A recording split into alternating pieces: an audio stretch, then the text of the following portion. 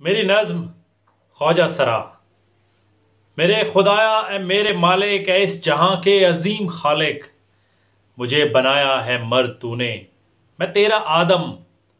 بنا کے یوں مجھ کو میرے کاندھوں کو تو نے عالم کا بار بخشا، مجھے بھی تذکیر اپنی دے کر یہ انتظامی وقار بخشا،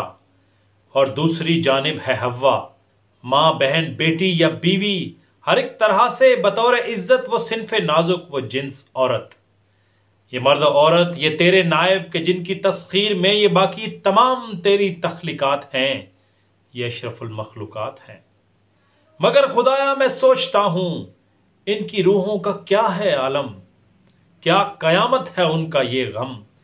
جو کہ حوا نہ ہی آدم، وہ جن کو پیدا کر کے خود ماں دودھ بھی اپنا پینے نہ دے، باپ رسوائیوں کے ڈر سے اپنے گھر میں ہی جینے نہ دے۔ ہر ایک ربط ان سے توڑا جائے، وہاں پہ جا ان کو چھوڑا جائے، جہاں پہ ان کو ماں کے دودھ کی بھوک مٹانے کو، سر چھپانے کو،